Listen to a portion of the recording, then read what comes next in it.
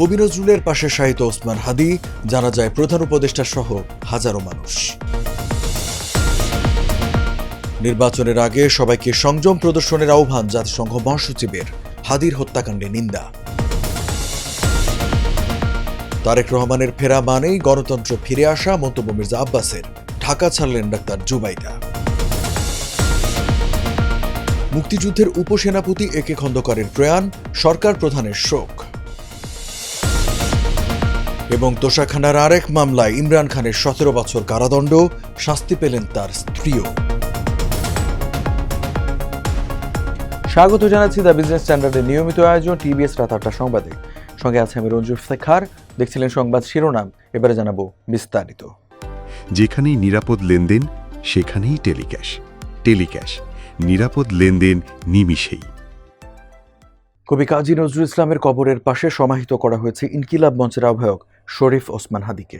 20 December শনিবার 4টায় ঢাকা বিশ্ববিদ্যালয়ের কেন্দ্রীয় মসজিদের পাশে কবির সমাধিসৌধে তাকে দাফন করা হয়। এর আগে 3টার দিকে ঢাকা বিশ্ববিদ্যালয়ে পৌঁছায় ওসমান হাদির মরদেহবাহী কফিন।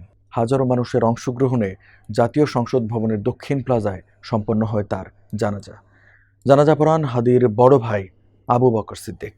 জানাজায় বক্তব্য দিতে গিয়ে অধ্যাপক ইউনুস জানান, যতদিন বাংলাদেশ আছে ততদিন শরীফ ওসমান হাদি সকল বাংলাদেশের বুকের মধ্যে থাকবেন।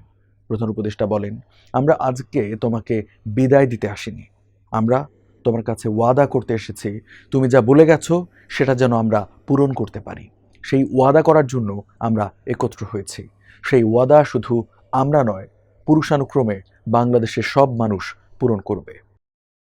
বাংলাদেশে ফেব্রুয়ারিতে আসন্ন জাতীয় নির্বাচনের আগে শান্তিপূর্ণ পরিবেশ নিশ্চিত করতে দেশের সব পক্ষকে সহিংসতা পরিহার, উত্তেজনা প্রশমন এবং সর্বোচ্চ সংযম প্রদর্শনের অনুরোধ করেছেন জাতিসংঘ মহাসচিব অ্যান্তোনিও গুতেরেস।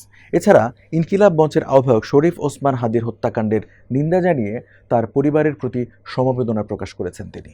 জাতিসংঘ সদর দপ্তরে নিয়মিত ব্রিফিংয়ে মহাসচিবের মুখপাত্র স্টিফেন দুজারিক বলেন, বাংলাদেশের বর্তমান পরিস্থিতি সম্পর্কে আমাকে প্রশ্ন করা হয়েছে এবং আমি বলতে পারি শরীফ ওসমান হাদির হত্যার নিন্দা এবং তার পরিবারের প্রতি সমবেদনা প্রকাশ করেছেন মহাসচিব। বিগত কয়েকদিনের সহিংসতার বিষয়ে তিনি কর্তৃপক্ষকে আন্তর্জাতিক মানবাধিকার মানদণ্ড অনুসারে দ্রুত ও নিরপেক্ষ তদন্ত পরিচালনার আহ্বান জানান।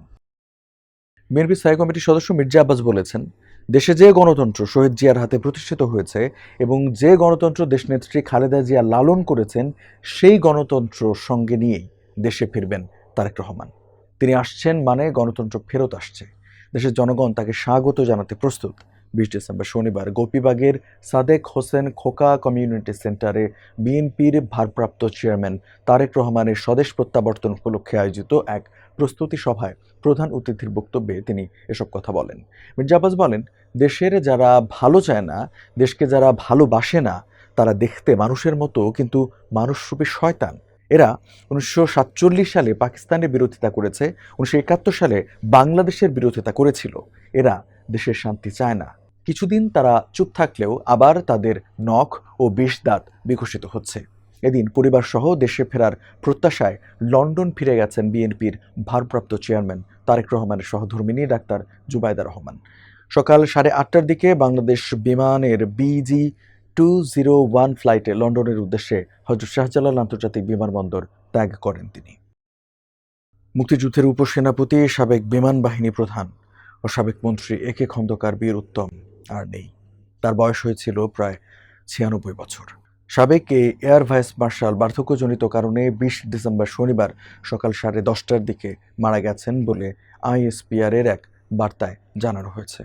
মুক্তিযুদ্ধের সময় গঠিত বাংলাদেশ বিমান বাহিনীর প্রথম প্রধান এয়ার ভাইস মার্শাল একে খন্দকার জিয়াউর রহমানের আমলে রাষ্ট্রদূতের দায়িত্ব নিয়েছিলেন।